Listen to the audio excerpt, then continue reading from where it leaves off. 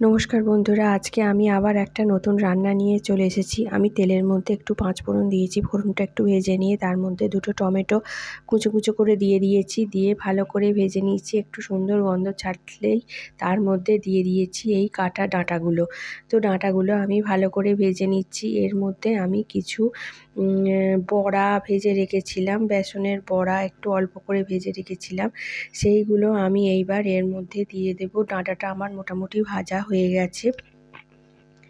তো আমি সেই ভাজা বড়াগুলো এর মধ্যে দিয়ে দিয়েছি। দিয়ে আমি এইবার ভালো করে নাড়াচাড়া করে নিচ্ছি। যতক্ষণ না একটা বেশ সুন্দর, বেশ একটু ভাজা ভাজা মতো হচ্ছে ততক্ষণ নাড়াচাড়া করে নিচ্ছি। আর আমি এটা করছি ডাঁটার টক। তো আমি কিছুটা তেঁতুল আগে থেকে গুলে রেখে দিয়েছিলাম। তো আমি সেই তেঁতুল জলটা ডাঁটার মধ্যে দিয়ে দিলাম। দিয়ে এইবার এটাকে ভালো করে নাড়াচাড়া করে নিয়ে এর মধ্যে একটা ঢাকা দিয়ে দেব। তো ঢাকাটা দিয়ে আমি 15 মিনিট মতো রেখেছিলাম। দেখো আমার ডাঁটার টক রেডি হয়ে গেছে। আর আমি জল হিসাবে অল্পই দিয়েছি।